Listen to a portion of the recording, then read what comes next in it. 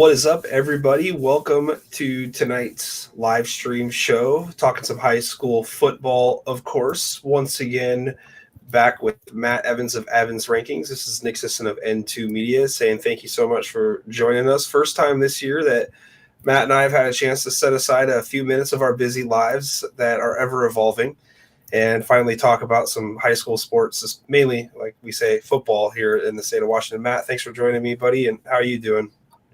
Whew, glad to be here, man. It's, like we were talking off air, man, life's kind of starting to settle down a little bit. Family moved, went from one tri-city to another tri-city, and we're just settling in and getting good to go. That's like crossing sovereign borders, going from Kennewick to Pasco or to Richland. Talk about your experience so far in, the second of the third leg of the Tri-Cities.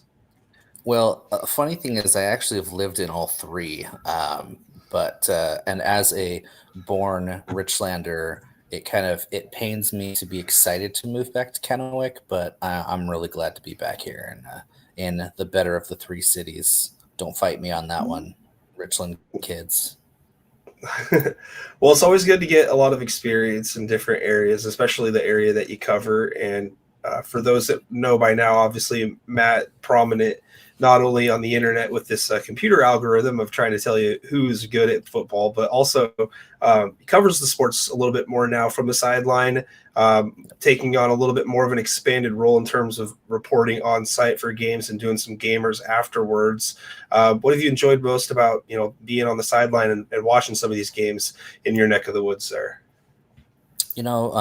It's mostly been with a couple of schools.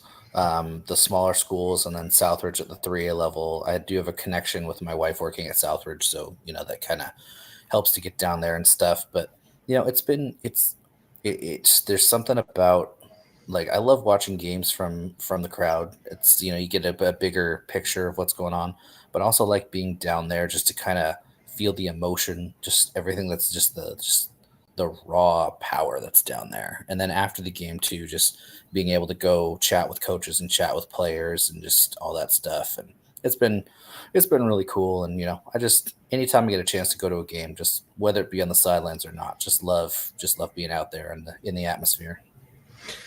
Yeah, no, being there in person, taking it all in. You also get a chance to see all the nuances and the plays that go unreported, when you're looking at the timelines on social media, trying to catch up to date with scores. A big play will happen, but you might have missed a couple of small plays along the way that really tell a different story to how the game plays out when you're there in person taking it in.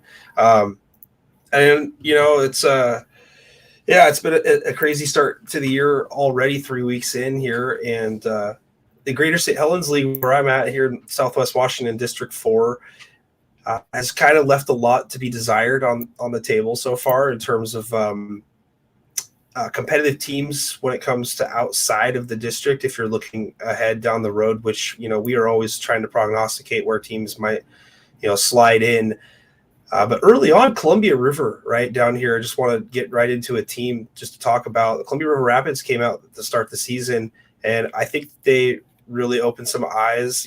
We use that term a lot the first week of any sports season, whether it's NFL, college, high school.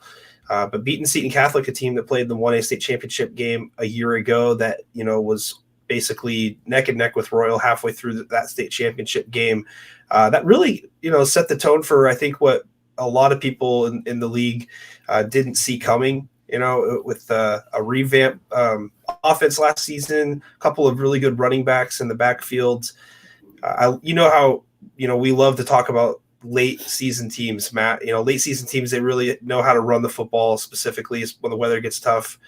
Columbia River's a team down here that if they can develop a passing game and develop their defense, I think that they might have a realistic shot of I won't say pulling an upset based on how they've played so far on the field, but winning first place would be a big shock down here in the Greater St. Helens 2A League. And then the 4A League, I just jumped to that real quick. Camas losing to Mount Tahoma. I mean, that was a result that I had circled when I was doing some reports a couple weeks ago. But man, 35-2 at halftime, Mount Tahoma against Camas. Man, that was one that I did not see coming. and Mount Tahoma really opening some eyes in the 3A ranks, currently undefeated at 3-0. Mount Tahoma, I think that a lot of people, like with all of they had returning, a lot of people had high hopes for them, but I don't think that people actually thought that they'd come out 3-0. And they've been one of the big. You're pretty intrigued what happens with them coming. Really, the next big test for them is Lincoln. And if they get past Lincoln, other than maybe a PSL championship game against Lakes, there's a good chance they could be 10-0 going into, or 9-0 going into week 10 and 10-0 going into state.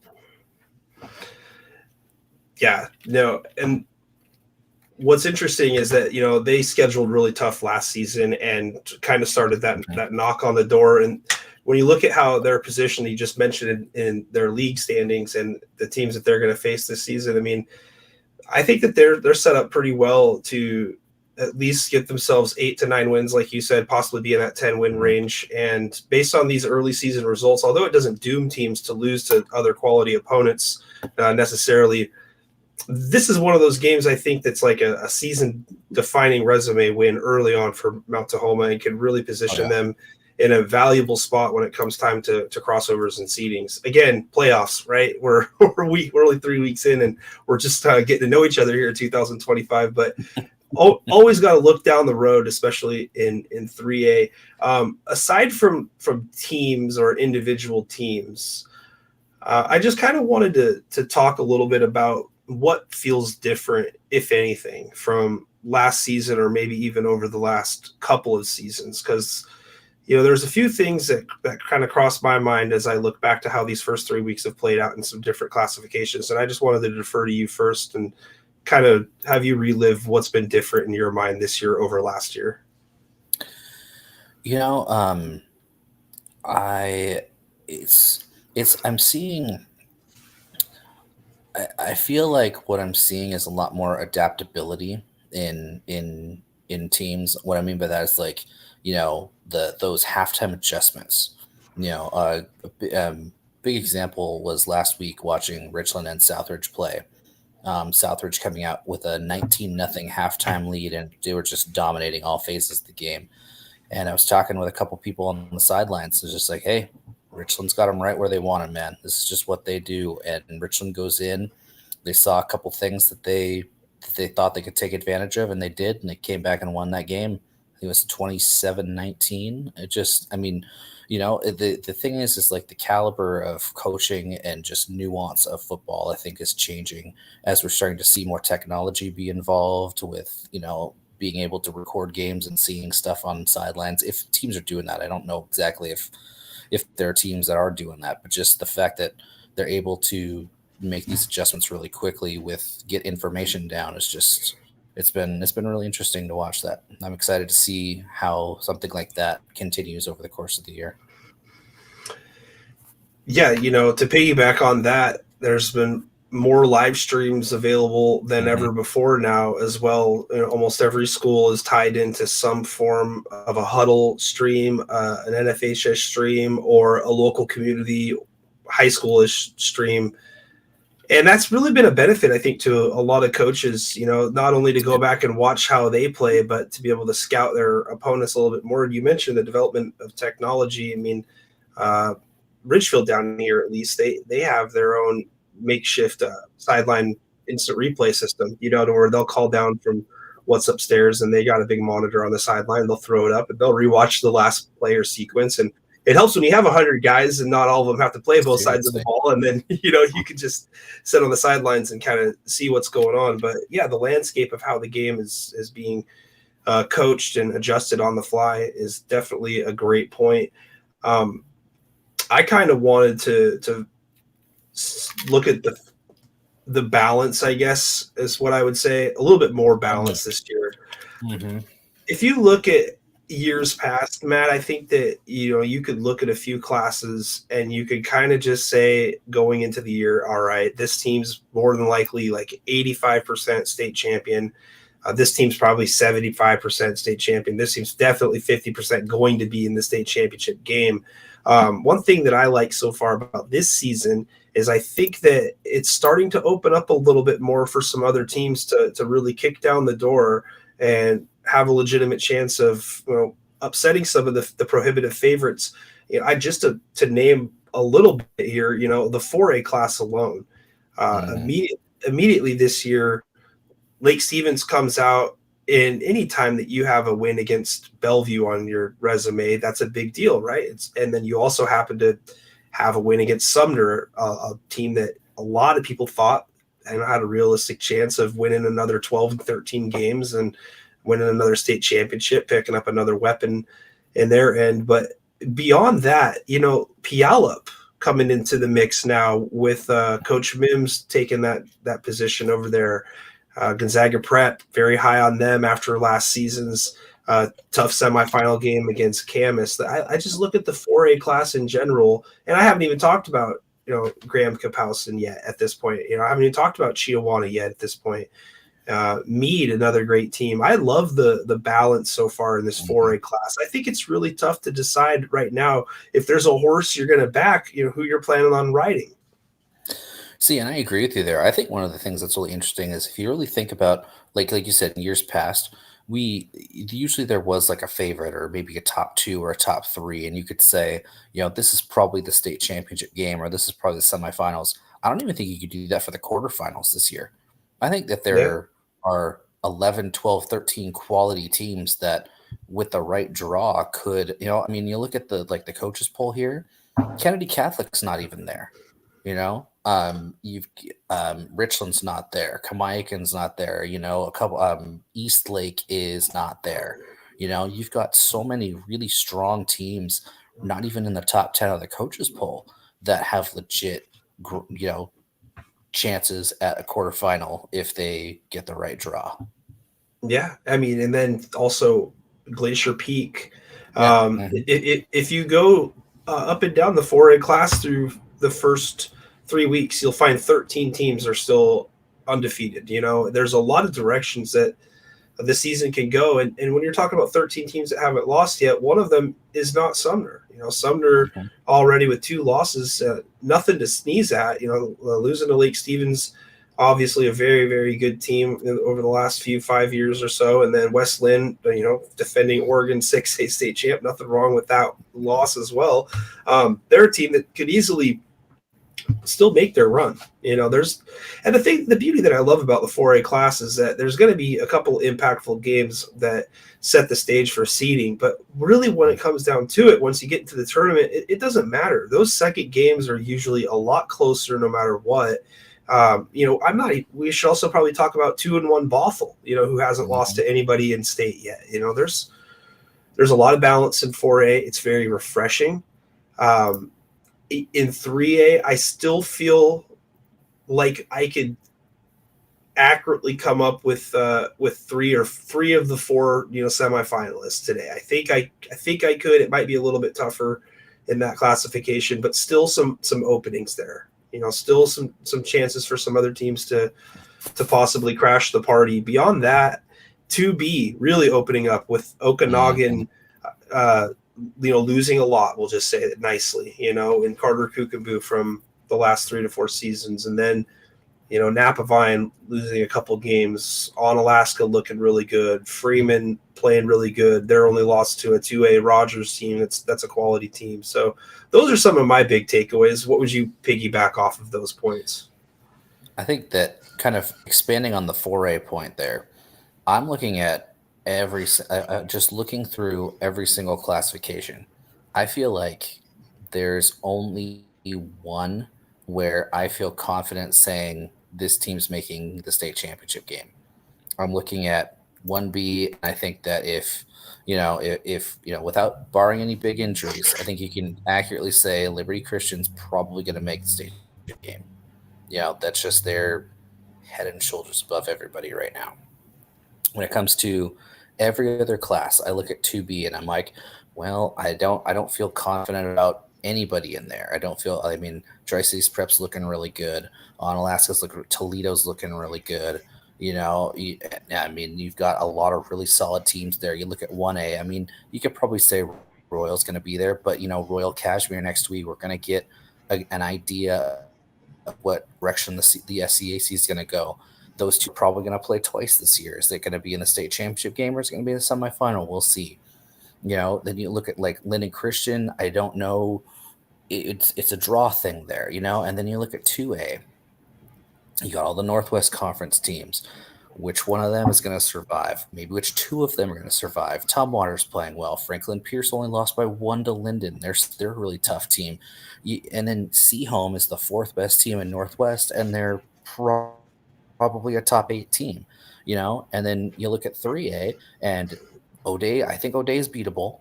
I think O'Dea maybe goes down to Eastside Catholic this week. Bellevue's Bellevue, but Mount Tahoma is not bad. They could sneak up and get somebody. So I only feel confident really in saying one classification, saying I think that team's going to make state championship. Everybody else it's a crapshoot, and it's going to make for some riveting football this year. No, 100%. A lot of great points there. We always talk about Northwest 2A or 1A or 3A, wherever it is. But yeah, you mentioned Seaholm maybe being the 4th best team, and we're not even sure on that at this point. I mean, they did play Anacortes pretty good for a half of football. They really had a hard time stopping the Seahawks, and that's really going to be the difference between a good team and a great team when we get to the stretch run here. But if you look at the team out of the Northwest 2A that I think is on a good trajectory to finish in the top 2, is Archbishop Murphy. But by the end of the season, Matt, they're going to have 3 games in 3 weeks against the top teams in the league. They go bang, bang, bang with Anacortes, Linden, and Seaholm to close out the year. It's a little bit more of an advantage to space those games out, I think, throughout the course of the season. So that's the one thing about Archbishop that kind of makes me nervous about going into the playoffs is a lot can get taken out of you when you play 3 really good opponents before going into the postseason. Well, they do have a bye between the week 7 and week 9 game. There's a week 8 bye for them. I think I can't remember. They were going to play somebody. I can't remember who it was, but there was a scheduling conflict, but they have a bye in there to kind of break it up. But yeah, no, I agree with you. I honestly think it's a good thing for Archbishop Murphy. I think, you kind of get your legs under you to start. You get those really, really tough games in there. And if you win, great, puts you in a better position. If you lose, you get some tape to kind of learn from your mistakes, and then you correct them the second time around. So I honestly like having the backloading of the schedule for them. Just from my perspective, I mean, it's good to know where you kind of stand earlier on in the season, so you have more time to work it out throughout the course of the year. When you're going up against 3 really good opponents, and as soon as something gets seen on film, good coaches are going to be able to make adjustments on you, and I think it's just a little bit more of an advantage to play some of those games out a little bit earlier in the year. However, it doesn't really matter what either of us think at this point, because all they got to do is play the games and see what the results are. But they do have a really good team this year, and I'm excited for how that league shapes out, as it always does. And, Anacortes already a leg up. I'm not planning on picking against them. You mentioned teams that you could easily see in the championship game. As of right now, I have a hard time seeing anybody in that game besides Anacortes. And on the other side, I know it sounds really boring, but I also have a hard time seeing anybody but Tumwater still. I think that an early loss to Puyallup is going to, cloud the dark side is going to cloud their vision here, Matt. They may not be quite as dominant as they were last year up to that state championship game, but they have the tools to beat anybody any week. They're constantly developing talent. They're extremely well coached. They're not going to play anybody in league that's going to really give them a run for their money. They're on the opposite end of the spectrum in my mind than Archbishop Murphy is. That they're set up, I think, to be a little bit more well rested heading into the postseason. And but outside of that, I do think that Franklin Pierce showed a really good game against Linden this last week, only losing by 1 point. That's a great step in the direction for Franklin Pierce, and they've got a big one coming up this week in league that'll be talked about a little bit later on. Let's see here. So, Matt, I did load up those coaches polls that you alluded to a little bit ago. So if you're not following them on Twitter, you got the Washington State Football Coach Association. You can just follow them, and then every Wednesday, I believe, is what it's been, that they're going to release the coaches poll here, so to speak. This might differ with Matt's computer rankings, by the way, so hopefully you're not taking offense to it, Matt. But here we go. You mentioned the Liberty Christian, 9 first-place votes, all alone there in first place, and then the Wahkiakum Mules sitting in second. There's a lot of respect there for Coach Ryan Lorenzo's club. And then Elmira Cooley and Heartline, DeSales, Garfield Palouse, Pomeroy, Wilbur Crescent and Keller, Nacelle at number 8, Odessa at 9, and then Niabe at 10. And then, Matt, just talk a little bit about what makes Liberty Christian such a good team and being able to get the respect of the coaches by collecting all first-place votes. You know, the thing about that team is that they just reload. I mean, the thing that's crazy about Liberty Christian is they graduated their quarterback, their running back, their all-league quarterback, their all-league running back, their wide receiver, a tight end, and I believe at least one offensive lineman. And the guys that replaced them are even slightly better. You know, it's crazy just how it seems like, 5 kids go and then they just turn out more. They've got 40 plus kids in the practice. It's amazing what Coach Lukens is doing. Christian, which it's a program that's got state championships in the past. So yeah, they're just a great all-around team. Very physical this year. They learned from the state championship defeat last year and hit the weight room hard. I can tell you that. Yeah, coming out with some impressive showing so far here in the early parts of the season. And Wahkiakum coming in at number 2 out here in the 1B neck of the woods in District 4. Last year was a bit of an adjustment period for the Mules getting used to 8-man football. And, 8-man football, right? Not 6-man for Wahkiakum, I don't think. But, yeah, they come out and, 6-man. Yeah, they play a tough game against Nacelle early on. And Nacelle, a team that was a huge rival for Wahkiakum, the Battle of KM Mountain, Big K, Little M, according to the research done by Jordan Nayland at Blast Zone Media. So a big win early on there for Wahkiakum. And, if the chips fall in their favor, they could have a deep run in their forecast, possibly a semifinal-ish type run. Once you get to these other teams, though, from the east side and the top 5, it's really tough regardless of seeding, Matt, as we know over the years. Quick divergent to baseball. Cal just hit number 60. Ooh, yeah. Yeah, for those of you guys. Yeah. We should sidebar real quick. We should sidebar real quick here. Real quick. Okay, let's try to keep this at 5 minutes. Cal Raleigh MVP, yes or no? Oh, yes. Hands down. It's not even a debate, in my opinion. I mean, the thing that it's what he does in the position that he plays. He goes through, takes a beating every single time he's out there. He's handling the best pitching staff in the Major League Baseball. He is the MVP. I don't care if Judge is hitting 700 for the season. Cal Raleigh is the MVP. 700. that's a lot. Yeah, yeah, that's a lot. But yeah, no, I agree with you. It's unequivocally Cal Raleigh, and anybody that says different just really doesn't understand what most valuable player means, because we all know in our heart of hearts, like for me growing up, if Michael Jordan won every MVP every single season of every year that he played, I wouldn't be able to argue against it. But the process of the award is to give it to who's most valuable that season, right? And what he did for his team. And if you look at the Mariners as like a franchise, they haven't had many guys to carry the torch for essentially the entire roster for the entire season or for their career. Ken Griffey Jr., Ichiro, if you want to throw Edgar into there, but only Ichiro and Jr. were MVPs. Kyle Raleigh is the type of guy to where he's turned a franchise that had a losing mentality a couple years ago. He went out publicly and just like embarrassed them and got told that he can't have a public opinion that was negative about his employer. And then he just comes back and sticks it to him by saying, all right, now I'm going to make you pay me a lot of money because I'm going to play really good. And now he's got 60 home runs. And like you said, he is out there virtually every day. He knows what he has to do. His backup is Mitch freaking Garver. All right. So you know he's going to have to play through some bumps and bruises along the way.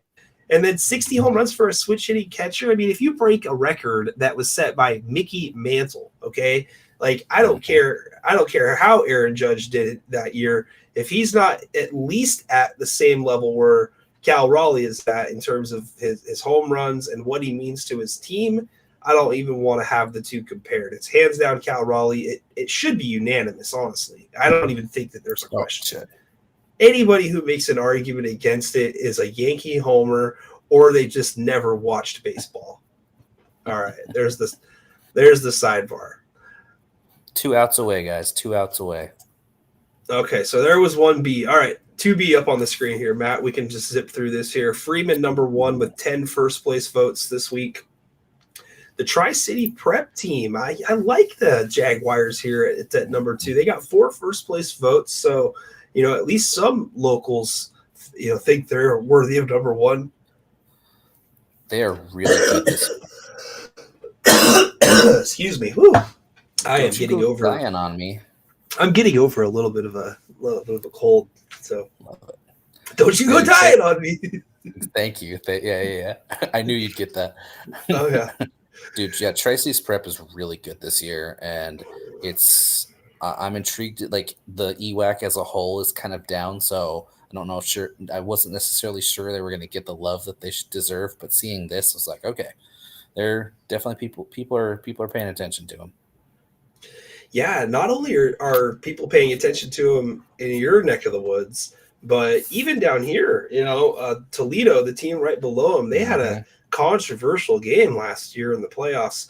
That left Toledo not very happy with the result and the bus trip back and the exit from the postseason. They have really come out with a vengeance this year, Matt. I mean, if you look at the bottom of this list, Adna at number 10, they took the Pirates to the woodshed and beat them 51-26. Toledo's offense is as impressive as any. They're averaging 50 points per game. They've scored 151 so far through the first 3 weeks. And then, right below that, you got Okanagan, a team that's won 2 out of the last 3 state championships. And then you got Napavine, a team that's played for a lot of those against Okanagan. And Newport at 7. Northwest Christian Colbert getting a lot of respect here, still at 8. And then Kittitas, a nice start to the season. A little concerned about how good their league is in total, but more on that later on in the season. And then, of course, the Pirates at 10. Biggest takeaways, I guess, from where the coaches see the power at this week for the 2B ranks. Well, I'm excited to see teams like Newport and Kittitas getting recognized because they're playing really good football. And, I mean, they're corners of the state that don't necessarily get the respect that they deserve. I mean, Kittitas themselves have only given up 7 points this year. I mean, yes, they did shut out Granger and Forks, so not necessarily, the SEC of 2B football, but they've got a really good, really big test this week with Goldendale, who's been kind of the torchbearer of the EWAC West, and LaSalle's taken a kind of a step back this year, but this could be Kittitas's time to shine. Yeah, Goldendale's, not necessarily out of the gate strong here, 0-2 or 0-3. Taking on some tough teams, though. So once we actually get into the heart of league play, we'll kind of be able to see which neighborhood is actually the strongest in the 2B ranks. I've got a feeling that this is one of the more balanced seasons that we've had in a while. I think back to that first state championship win that Okanagan had, 27-24, I believe it was, against Napavine. And that was a game that, really makes you appreciate what that class level could provide you with. It's all local towns, small towns, the entire community back in their teams. I love 2B football. And when you get those types of close results in the state championship game, it just makes it seem so much more impactful, other than that, I do agree with where you're at in terms of getting some love for a couple of the unheralded teams that you may not recognize on list. But we knew Freeman was going to be a team that was going to compete for state championships once they made the drop last season from 1A down to 2B. And the Scotties have got a test coming up this week, taking on Northwest Christian Colbert, a battle of top 10 teams. Don't sleep on Toledo's game against Toutle Lake here, though. Toutle Lake just won on a Saturday on the road at Bellevue Christian last week. They're 3-0, and they've got a lot of white-tailed deer that are ready to run plays on the field out there. So better be careful if you're Toledo this week. Any more comments, concerns on 2B football here, Matt? I don't know about that one. I think it did get a win over Bellevue Christian, but it was just 8-6, and it wasn't necessarily impressive. I don't know. This is called hype. This is hype. Okay, so the game got called off last year with like 4 minutes left because of some extracurricular activity between the two schools. Right. They don't like each other. There's a lot of fireworks, and I was at Toutle High School for youth football last Saturday, and there was either a whitetail or a blacktail deer that got onto the field during the Castle Rock Toutle youth game and successfully ran an out route. I don't know if the ball was delivered on time or not, but the deer missed it. So you just got to be careful is what I'm saying. It's hunting season down here. Anything is possible when it comes to the Fighting Ducks of Toutle Lake, where there is no lake. All right, let's move on to something else that might interest people. This 1A coaches poll. Oh my! At the top there, I can't. Royal 16 first place votes. You mean there's 3 people that don't think that Royal is still the top dog in the land here? Matt, we got Linden Christian getting a first place vote. 4 people. I went to Kelso. Yeah. Oh, okay. You too. Got you. All right. Let's add you to the list then.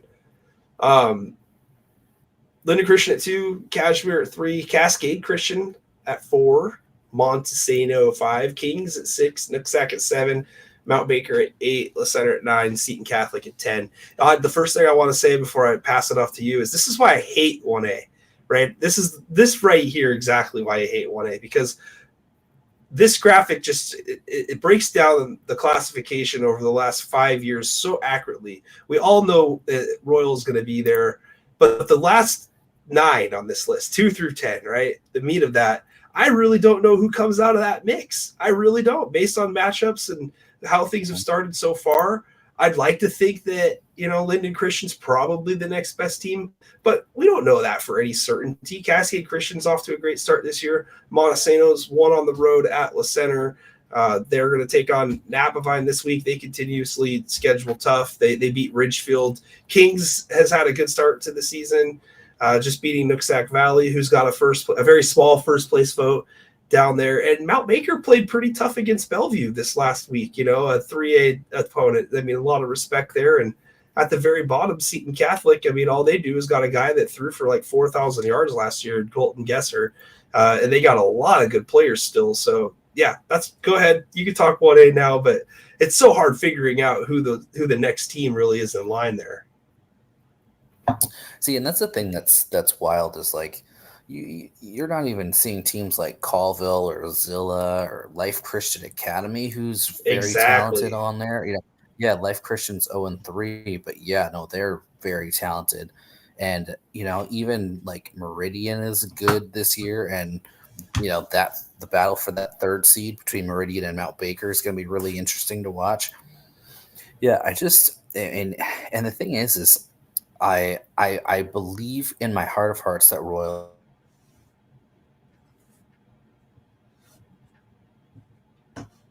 West champ. So I believe in my heart of hearts that Royal's the best team, but right now, as we stand, they haven't played anybody who's beaten anybody yet. So, Royal's got Zilla this week, and so we'll kind of see them against some better competition. And of course, they have Cashmere next week, and then they play Prosser. So this next 3-week stretch, this is going to be the one that for me kind of solidifies even though I know Royal's probably the best team. I want to see it before I anoint it. Sure. Yeah, I mean, you're not going to get much argument, I don't think, from anybody, especially inside Royal City. They know what kind of team and program that they have, and the rest of the classification knows as well. Linden Christian seems like the best team suited to go against them if we're looking from an outside the SCSC perspective. But I really like that Life Christian team. Last year when we got done finishing up the season, we talked about teams that we were projecting the following year to maybe have a breakout year. And I was very high on the finish that Life Christian had. 0-3 right now. They played some tough teams, though. I'm a little surprised that they haven't gotten one of those 3 games to start with. But that doesn't mean that they're not going to be competitive. I believe Jabez Woods is the electric quarterback that they had, who had a great playoff game against Seton Catholic on the road last year. They're a team that if they take care of business in league, they're going to end up in the postseason. They're going to end up being somebody's worst nightmare. You don't know where the committee might, hold Life Christian. Let's say they're 6-3, or 5-4. You don't know what the committee is going to think about them, but I think ultimately they've done a really good job at looking at the teams that have scheduled really tough. Let's look at Roosevelt last year, right? We all know Roosevelt doesn't exist anymore, but the one that was there last year, they lost 3 or 4, really, really close games against really good teams, and the committee still gave them the benefit of the doubt. Yeah, Life Christian is going to die again. Life Christian is going to be somebody's worst nightmare in week 10 because since there's only 12 home games in that one, I don't necessarily think they're going to be top 12. I think they'll be maybe 13, 14, 15, but they're going to be somebody's worst nightmare. Oh yeah. Yeah. I 100% agree with that statement. So anything else that we need to talk about on the 1A top 10 from the coaches poll? Probably not. Probably not. It's looking okay. All right. 2A, Anacortes number 1, Linden number 2, Tumwater at 3, Archbishop at 4, Franklin Pierce at 5, Othello at 6, Seaholm at 7, Ording at 8, East Valley Yakima at 9, and then WF West at 10. Just how I felt a little bit ago about 1A, I'm not going to say that there's a problem with anything that we're looking at in 2A right now. I think that there is good competitive balance in this top 10. I would like to see a few more competitive games from the likes of the CWAC this year when we get to the crossovers. And then WF West, I feel like they're still kind of in that fringe, could be a quarterfinalist, could be a semifinalist. But the dogfight that's ahead of us here between numbers 1, numbers 2, number 4, and number 7, according to the coaches, we just talked about it a little bit ago. Northwest 2A, you got 4 teams that are getting the respect here in the top 7, Matt. It's going to be real interesting on how it plays out this year.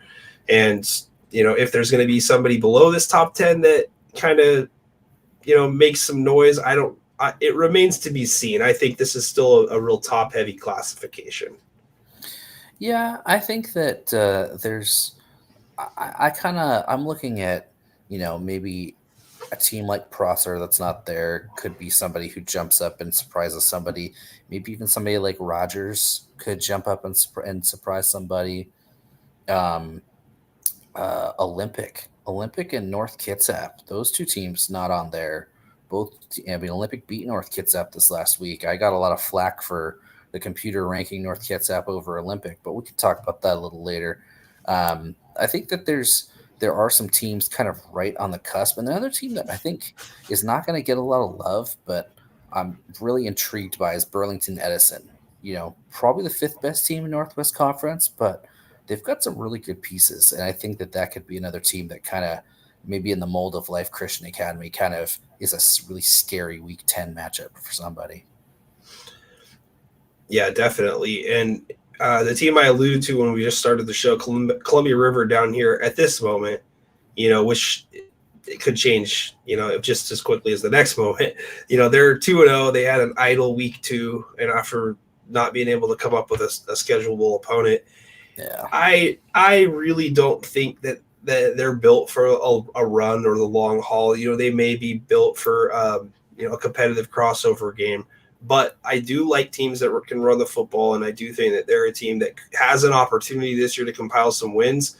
And I still like Washougal a little bit down here. They've got a pretty good team. They got a bunch of guys that are clocked over 20 miles per hour. They got a lot of athletes. I think that if they could piece things together the way that Coach Dave Hajek coaches, that I think that they're going to be a tough competitive team. As well down in the GSHL. And of course, you can't really count out Ridgefield, just the sheer numbers that they turn out, and they're well coached, and they're always in the postseason. But in terms of prognosticating, the semifinals, the finals, I still like Anacortes, and whoever comes out of that, Linden, Archbishop, Seaholm trio of teams to get the next best spot there. I have a hard time seeing anybody but Tumwater, get into that spot at this point. But we got a long way to go. I liked seeing East Valley Yakima there. They got a game. Yeah, I like seeing them there. Prosser, like you mentioned, Sela not pictured, right? Othello, those two teams, and Othello looks like they could be the best of the bunch, and that could really help them by the time you get to the end of the season here, Matt. Because if you got these teams beating one another up, there could be a nice spot available in the top four for somebody in the CWAC if they're to run the table. Yeah, big game next week, Othello East Valley. That's going to be huge down here. Moving on up the ranks, the defending champion O'Day Fighting Irish are number 1, and then Bellevue number 2. Eastside Catholic 3. O'Day and Eastside Catholic play this weekend, and then everyone's darling Mount Tahoma here at number 4. I really like that, by the way. Kennewick at 5, very deserving. Enumclaw at 6, another very deserving team. Lakes at 7, Cedar Woolley at 8, Lincoln of Tacoma at 9, and then Mount Spokane at 10. Matt, talk about your impressions of the coaches' rankings here in the 3A. No notes. Just I think it's pretty straightforward. There's not really anybody that's been excluded that I think should be included. I think maybe I'd like to see where Federal Way was, if Federal Way was like in the 11-12 spot, or like even a team like Seattle Prep, Rainier Beach. I'd be interested to see kind of how the coaches think about them. And for me, the biggest thing in 3A this year has just been kind of the flipping of the West Coast South. We all came into the season looking at Monroe going, okay, there's the cream of the crop right there. And Monroe's 0-3. Monroe's 0-3, and you've got teams like Edmonds Woodway's 3-0 with a chance to go 4-0 with a game, win over Everett this week. Shorewood's 3-0, Mount Lake Terrace is 3-0. It's been really interesting to see kind of how quickly it's gone down from Monroe, and if they'll be able to kind of, get out of it. They do play Shorewood this week, so a good chance to turn it around. But that's been kind of one of my shockers for the whole state this year. Is just kind of Monroe. Mm-hmm. Yeah, overall in 3A, you got 15 teams that are still undefeated, which, is 2 more than the 4A class, and that's more than any other class for that matter.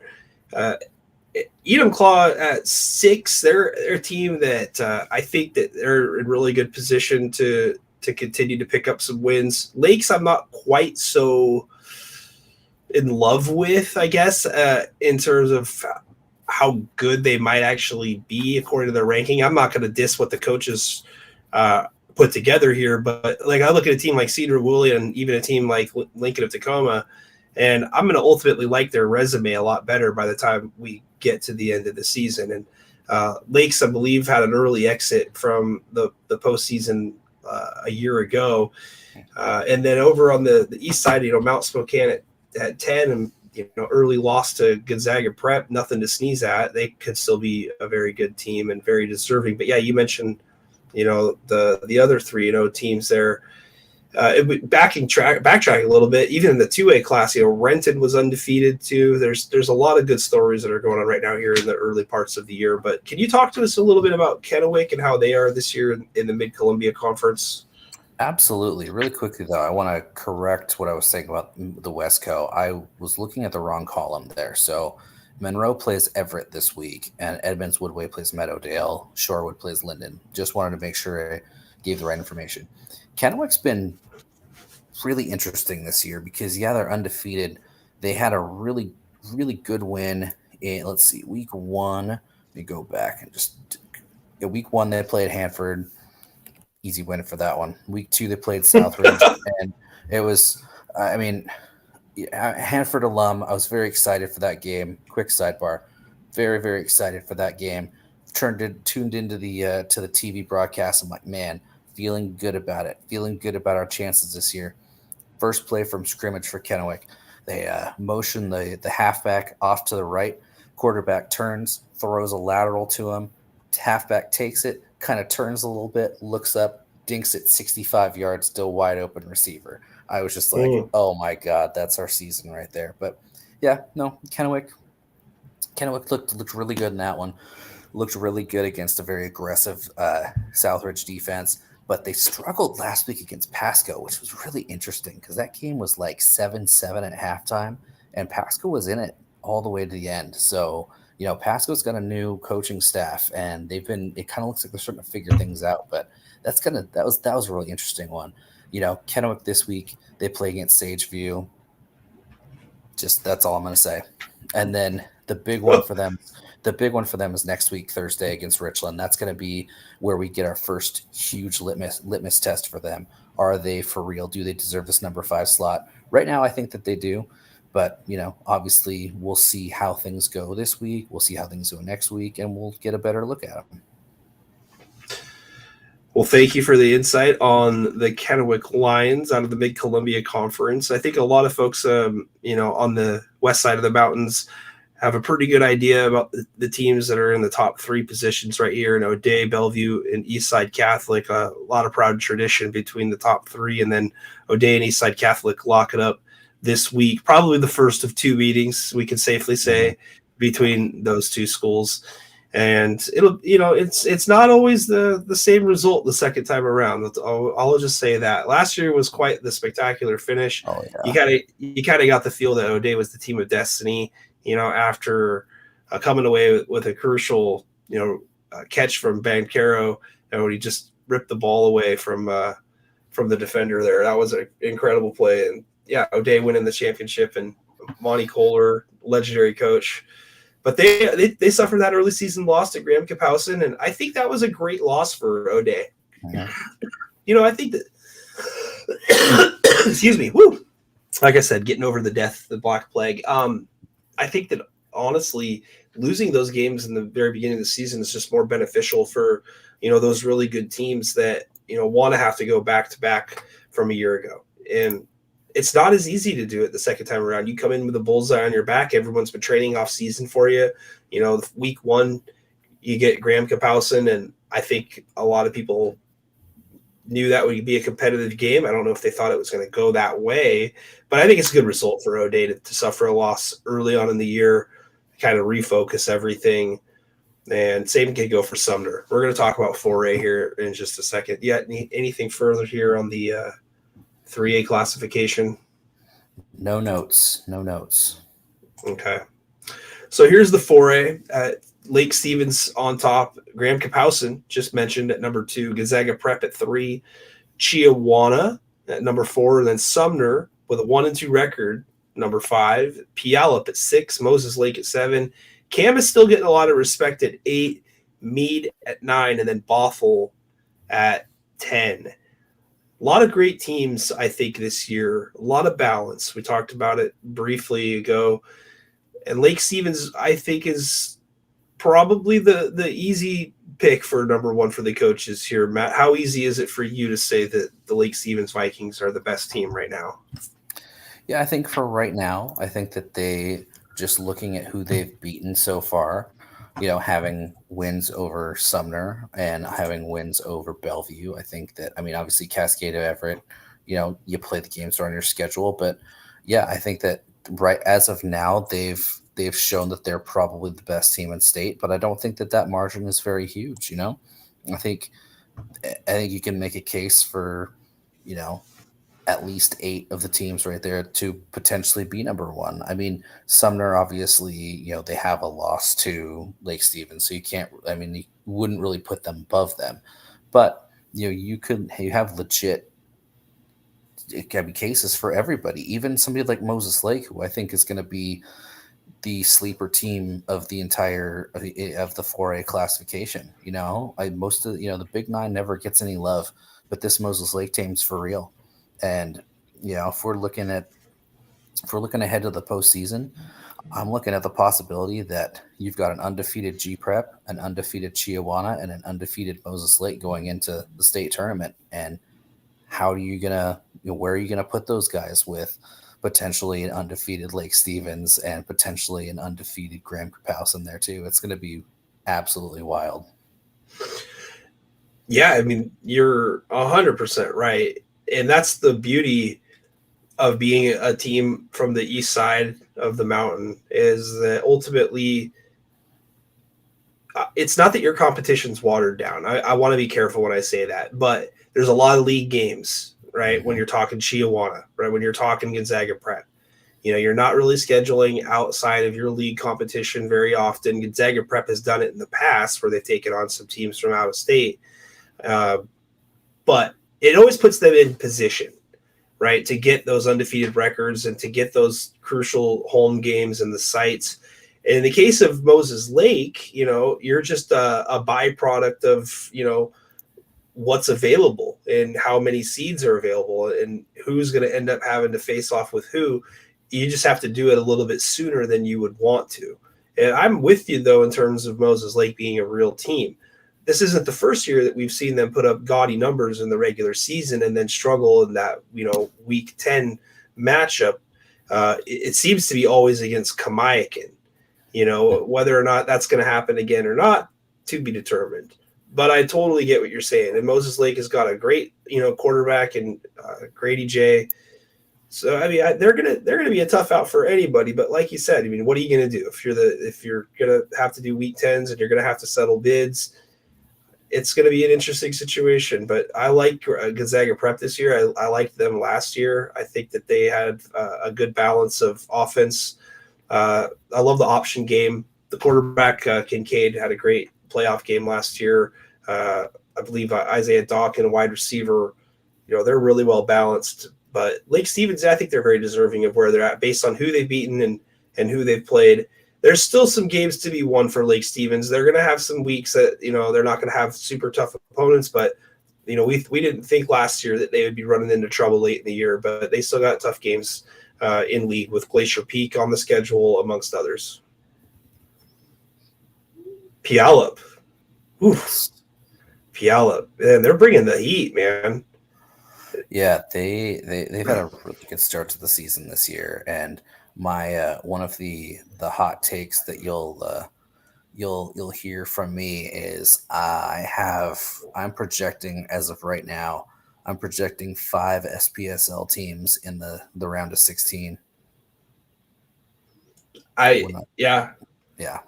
Just I don't. You don't even need the computer for that. I was gonna say I'm looking at Graham Kapowsin clearly. I'm still sold on Yelm.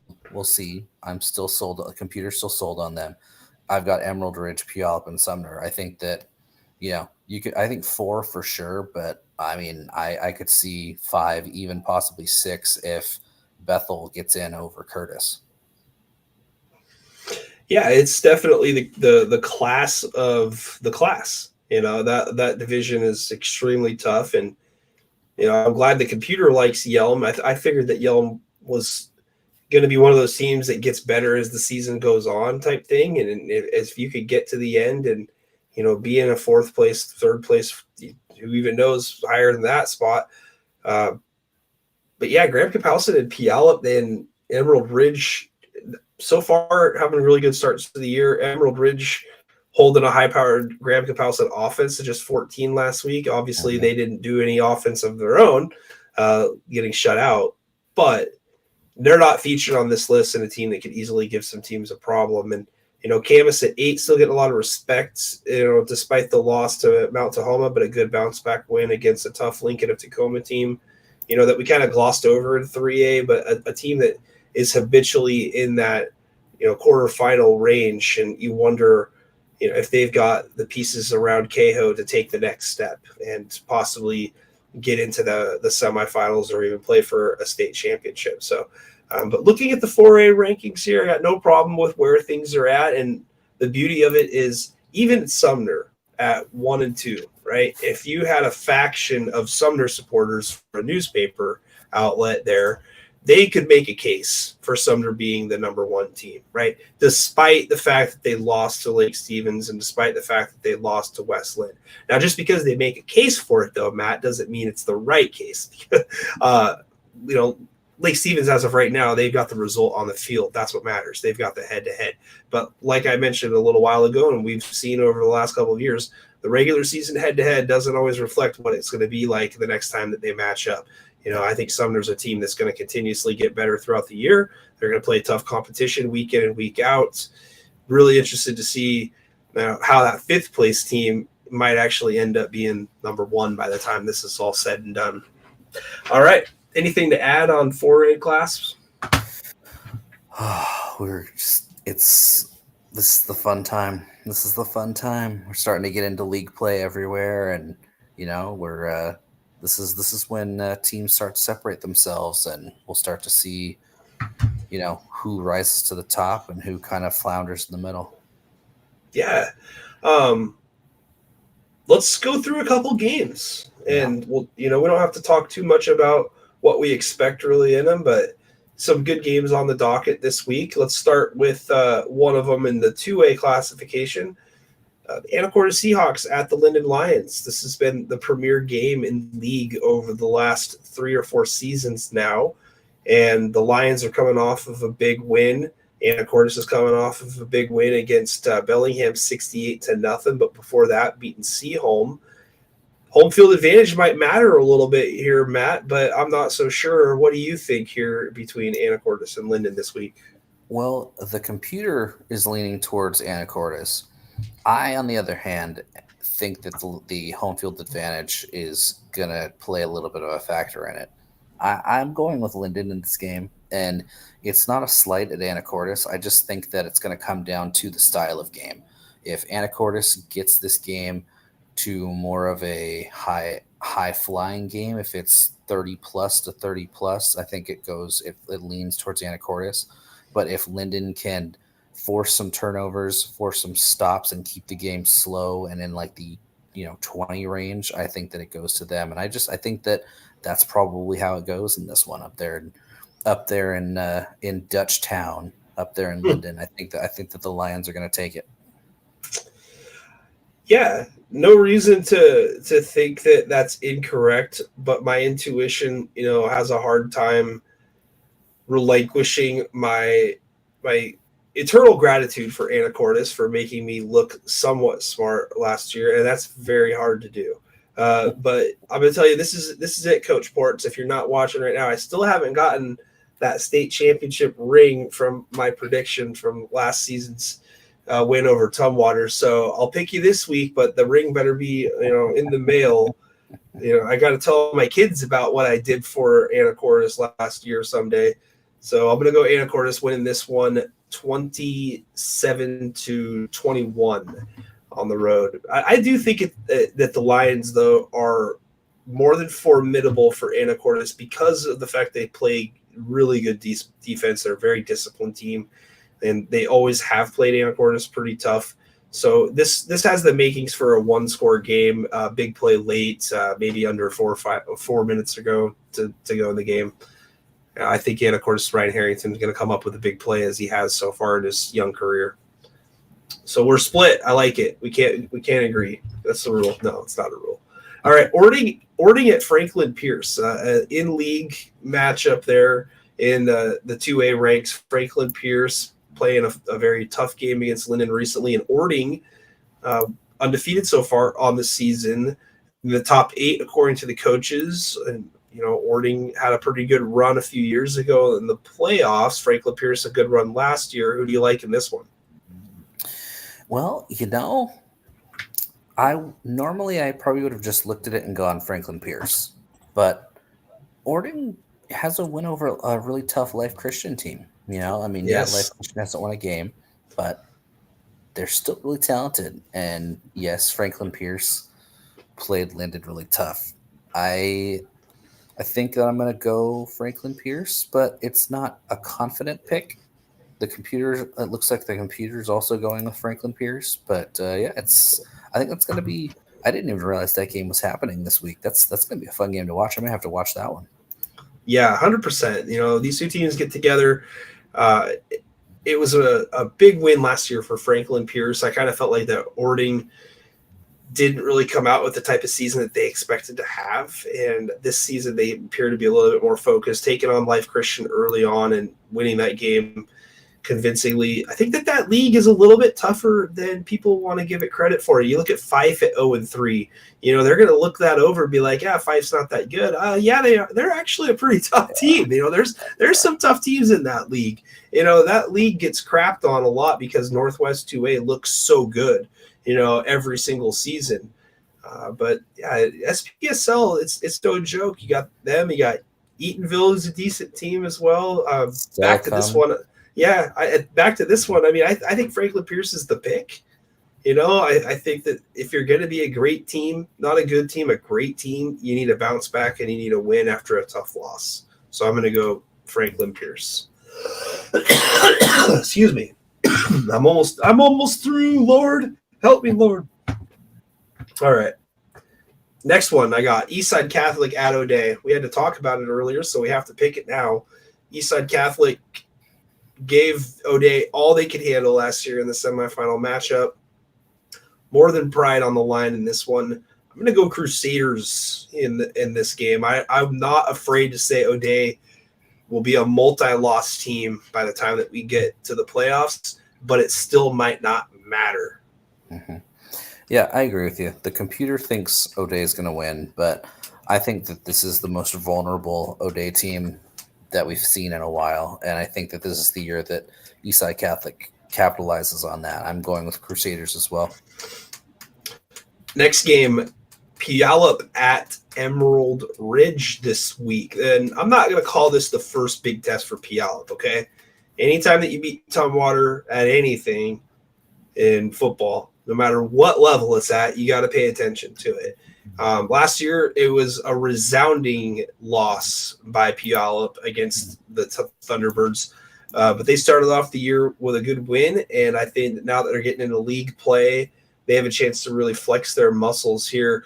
I like Puyallup and what Coach Mims has already brought to them in a very short amount of time. Interested to see what's in the water in Puyallup as the season goes on.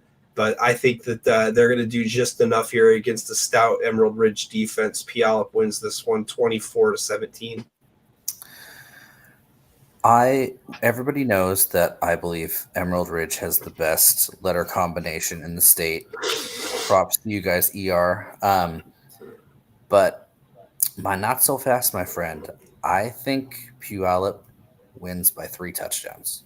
3 touchdowns. 3 touchdowns. I think that this is going to be the game where, if people weren't sold on Puyallup, this is going to be the one that sells them on it. This is going to be the thing that locks them into their top 4 seed when they get to the state tournament.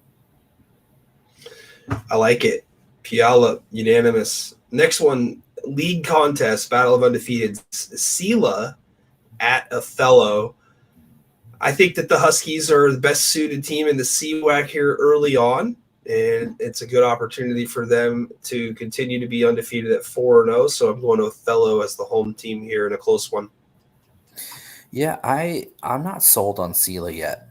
I don't think that that win over West Valley is great when you beat a Big 9 team as a CWAC team, but it's not your West Valley of old. This is I'm not sold on Sela. I think the biggest thing that they've got going for them is Othello's got East Valley next week.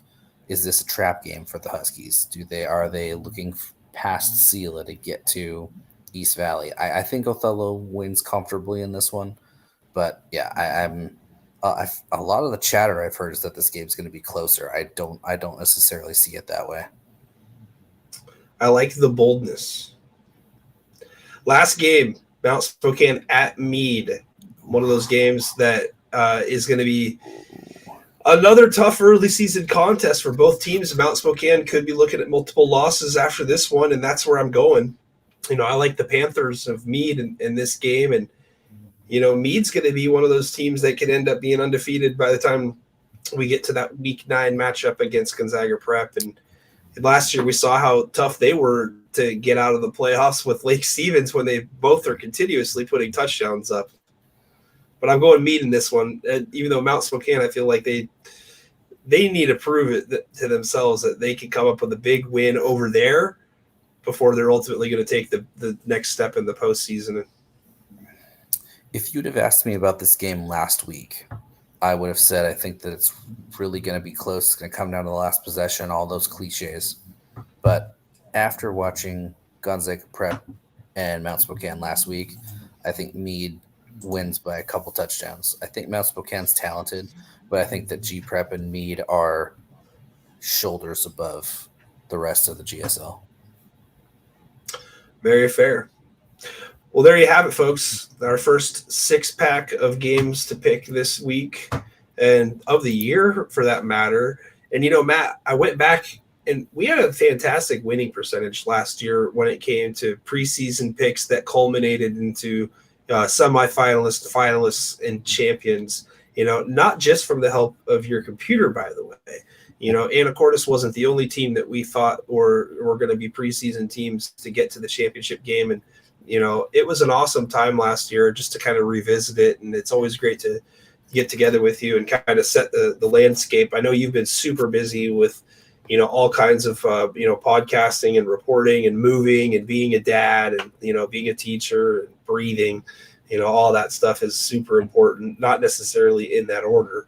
But it's always a great time to get together with you and to talk some high school football and hopefully sound somewhat intelligent. I know you've got, that in spades, but it's hard work over here in Kelso.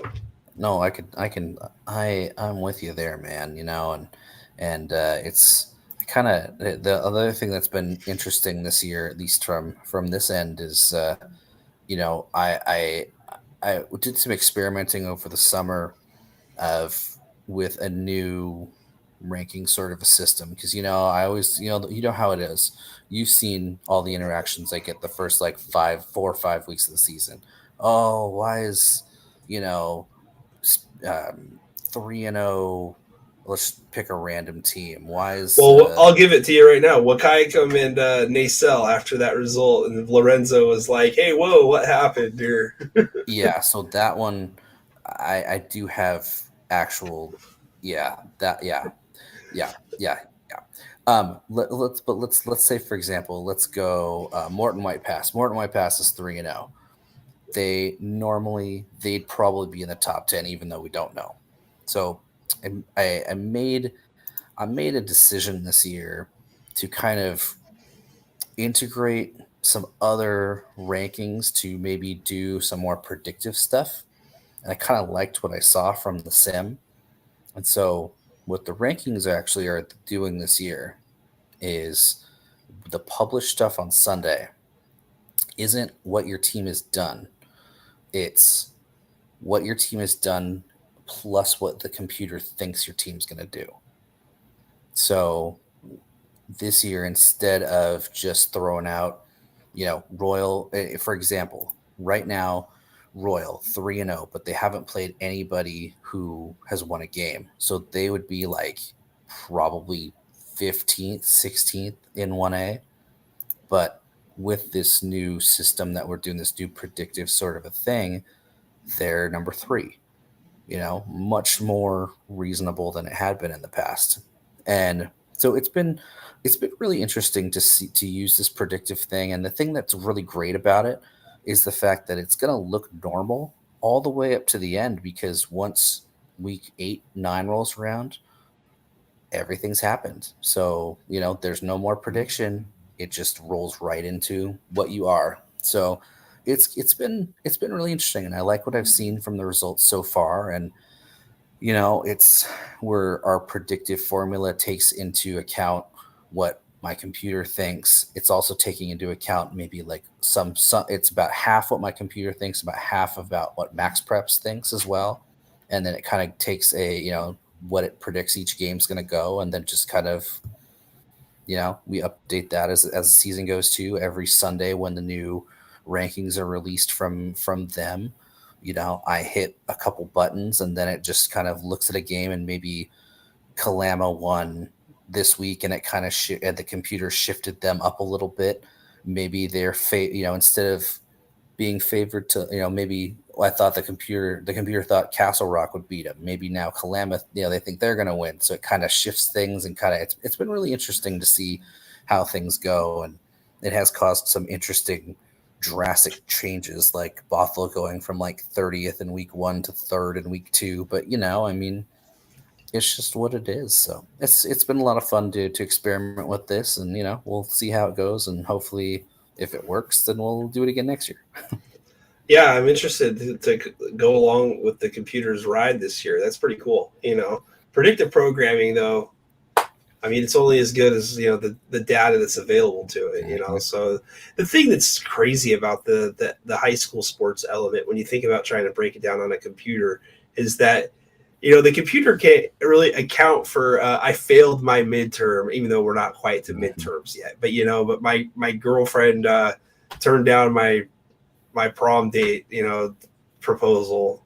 There's a lot of what ifs and stuff when it comes to high school athletes, and collectively it's hard to wrangle up 15, 16, 17, 18-year-olds to be on the same page and on the same sheet of music and go out and perform to the way you're capable of. And that's what I love so much about the raw nature of the game, and how it really can't be measured by analytics at this level, at least. When you start getting to the college ranks and you start getting to the professional ranks, there's just so much more collective data available in analytics. But what you've done to the high school game in the state of Washington is you've always brought a hornet's nest to Twitter on Sunday.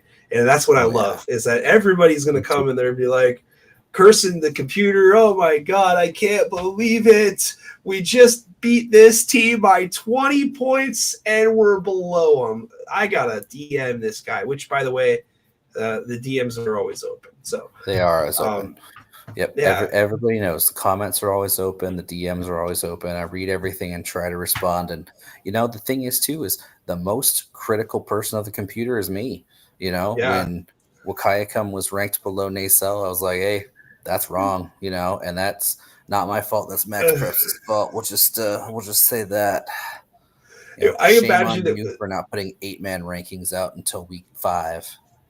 I imagine that poor Mrs. Evans rankings was just serving you up a nice meal that night, and then you're just sitting there just, what's wrong, honey? Oh, the stupid Wahkiakum algorithm. She's like, it's okay. It's just, it'll work itself out. It's an honest mistake. It's not okay. I've gotten to the point now with the rankings that it's kind of funny, because when I wrote out a weekly schedule of kind of how I wanted to do things, and now I'm gonna soon. I think this week, I'm hoping, fingers crossed, this week we'll put out volleyball and girls soccer rankings. We'll see if that works. If not this week, next week for sure. But I was writing out the schedule, and I noticed that I didn't have anything on Mondays, and and normally I'm just like, if you got time, do something.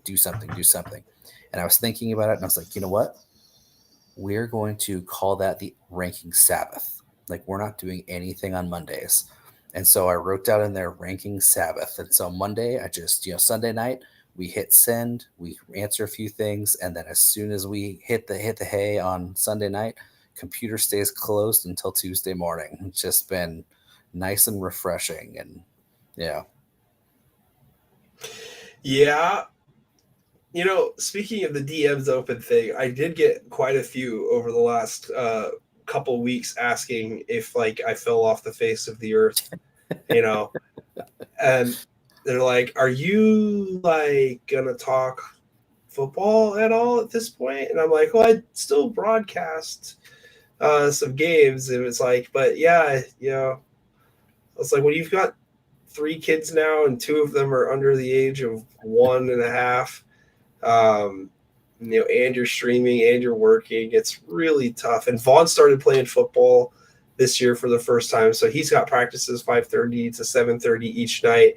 So hopefully those 2s and 3s of people that messaged me are happy now that we got a chance to get together and do this. And they better message me thank you when they rewatch the show, because nobody's been here chatting live. I feel like that the Mariners just sucked all the air out of the excitement balloon here for coming back, but screw those guys, whatever. For as long as we've waited for a division championship up here, I'm okay broadcasting to next to nobody for that. It's okay. Somebody will rewatch it and message me and say that I don't know what I'm talking about. Which, by the way, I want to revisit. Last year, the last time that we got together was for the basketball preview. And you and Matt savagely laughed at me all the time about how I said, "Oh, you're gonna be shocked." I'm like, "Let me guess, Ari Long is gonna." And you know what? That semifinal game against Bremerton, that turned out to be the de facto state championship game, did it not? I mean, Prosser didn't even show up for that damn thing. See, your problem is that's what happens when you put me and Matt King on the same podcast together, man. We just, it's the same thing with me and my 2 best friends. It's always 2 of us pairing off to go after the 3rd one, and that's just It's just a Matt thing. It's just what we do. Oh my god! But the funnest part about that show was the evisceration that I received from the Stanwood Barstool community after the Stanwood girls won their first round game. I had like 5 or 6 messages waiting for me, basically telling us to eat shit and die, legitimately, And I'm like, okay, well, hey, golf clap, that's awesome. And then I said, I bet they still don't get a trophy. And I felt so bad because they actually didn't. But that's the kind of effect that, we have sometimes on these fan bases. They take their sports super seriously. Dude, I'll tell you the one thing that got me for basketball last year. I got up really early. I think it was Wednesday of it was either Wednesday or Thursday of state basketball week. And we've got a local sports reporter down here named Jamie Council, who does great stuff. I love Jamie and all of her work that she does down here and in just all of Eastern Washington. And so she reached out to me and said, "Hey, do you want to record a state basketball preview?" She actually does a radio show down here on Thursdays. And she's like, "Hey, do you want to record a state basketball preview?" And I was like, "Absolutely, that'd be great." And so we kind of went over what we're going to talk about, talking about the local teams, all this stuff. So we recorded at like literally 6:30 that morning, and then it was going to go to air at 11 o'clock. And like by the time it went to air, it was already out of date because one of the teams we talked about had lost in the first round, and I think it was Richland. It was either Richland or Chiawana, one of those 2. We talked so much about them, and then like making a run, and then they lost in the first round, and I was just like, oh gosh, like before it even went to air, it was already out of date. I was like, oh man, I think I jinxed them, but that's how fast it can happen over there. It's true. State basketball, man. Oh yeah, no, it was a fun time. I always like getting together and doing the prediction shows, but I guess the whole point to all that is that, I wasn't quite that like out of line with the predictions, it happens, but that's what I love so much about just getting together and BSing and talking about all this, is that there's like a whole community just clutching everything that we're saying, good or bad, so they can just send it right over and be like, yeah, see this? Oh, we just beat that team that you said we were going to lose to, But then, chirp, chirp crickets when, it doesn't quite go that way. But I love it. I love all the fans. I love everybody who messages us and stuff about it. But, gosh, the Mariners, bro, they're division champions. It's official. Oh, yeah. It's official. It's been a long time coming. And, if you'd have told me couple years ago when Cal called out management that he was going to be the stud of the team and the cult leader of the team. I mean, it's been amazing what he's done, and it just makes me so appreciative that he signed that extension before the season started. Because could you imagine Right. if he was in my, because I follow I'm a fan of the Phillies as well, so if he was in the same boat as Kyle Schwarber right now, who's an impending free agent that they have had no contract talks with, it blows my mind what that number would look like for Cal if he was still looking to negotiate a contract. Yeah, a guy like Kyle Schwarber, man, he ain't gonna negotiate anything until December, January, probably at the earliest. And why would you at this point? Yeah, can you imagine? Exactly. If Cal hadn't signed that extension, that's a great point. You could be looking at a team that's a little bit more hamstrung to make moves in the future if that doesn't get done. And I'll be the first to say real quick on the sidebar Mariners topic here. I like Julio Rodriguez. I think he's got a lot of potential, even more so than what he's playing with right now. I myself find that I overlook the fact of how young he still is. And it's been tough. It's been tough the first couple months of the last few seasons for him to get going. And I was kind of disappointed with the slow start again this year, hitting about 230 out of the gate for the first 2 months. But man, that guy, his contract is worth every freaking dollar that he's got. And knowing where he sits at the end of the year, each season, I just got to slow my roll at the beginning of the year and just kind of let him breathe and do his thing. But, the Mariners are set up to win for a long time, especially with the club control on their pitching. The management did something this year that it just goes to show you that, it can work once in a while. Sacrifice a few young prospects and get some veteran assets. And, Josh Naylor, he might get the key to the city if the Mariners win the World Series, How impactful he has been. It's just, I mean, just coming in and just the base running as well, giving another threat on the bases along with the power and along with the defense. Yeah. Do you know that we used to do this for like 2.5, 3 hours a couple of years ago? Man, I don't know how we did that. I was when we talked about this, I was like looking at it going, man, I think I could maybe go 90 minutes possibly. But I don't know, once you, it's that thing, once you hit right around 40, man, all the tea just goes away. It's just TMI, guys. Yeah. I know, but it's just Oh, gosh. I see you got a sling on your elbow. Did you fall? Oh, I peeled an orange wrong. Yeah, seriously. I got tennis elbow now. I can't move. Dude, I pulled a hamstring walking down the stairs today, man. It was ridiculous. I felt so bad for my students at the bottom of the stairs who heard me gasp, but then hopped down the stairs the rest of the way. Oh my goodness. Hey, I don't know if you can tell or not, but did you know that I'm like N2 Baba Yaga now? I got my hair's my hair's actually pretty long now. I love it. Yeah. You're going with the Daniel Bryan look there. I've got the Daniel, yeah. Yeah.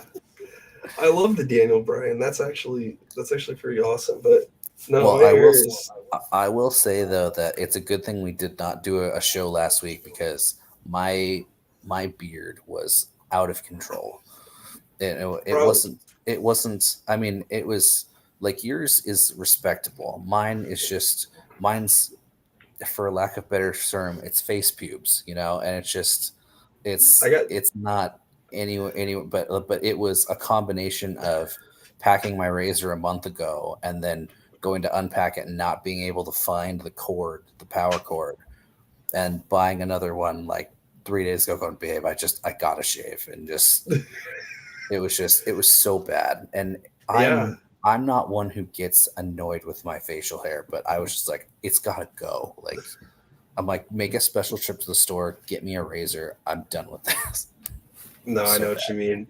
No, I've had to trim this thing 2 or 3 times. I started growing it at the end of last season. So we got to November. I went playoffs beard when we got to the playoffs. And then I was like, I'm going to keep this going. I think I've only trimmed it like twice. It got pretty long there, but yeah, it's Baba Yaga hair now. It's still curly though. It's not quite John Wicky, but God, I haven't had a haircut in like 16 months now. I don't know why my wife is still with me. I look like a homeless person, So yeah, I'm a homeless streamer now. So on that note, you're a streamer. Then. a homeless streamer. Yes. Yeah. Yes. Otherwise known as just a streamer. Yeah. Exactly. 100%. Yeah. All right, man. Let's call it a night, man. Yeah. Let's go celebrate with our kids and family and explain to them that this is the only championship that they're probably ever going to see in Mariners history. So let's at least from a division standpoint. But all right, well, this is Nick from EdTube Media, and that's Matt of Evans Rankings. We thank you all so much for listening to us banter about high school football and beyond tonight. Be sure to subscribe to all of our channels on YouTube, Facebook, Twitter, etc. Matt, where are you going to be this week? This week I'm on dad duty. Mrs. Evans is her swim team is going up to Federal Way for the old King County Invitational up there, so she'll be gone Friday and Saturday. So Carter and I are going to be hanging out at home watching a bunch of high school football Friday night, and then getting ready for the big one on Saturday afternoon. Excellent. I'll be at Longview Memorial Stadium Friday night for Washougal at Mark Morris, and that should be a fun one. I'm excited for that. Fun one. Yeah, that should be a fun one. All right. Well, we'll try to do it again soon. No guarantees on when, but we will definitely keep you posted with links, and we look forward to talking once again in the very near future. Have a good evening.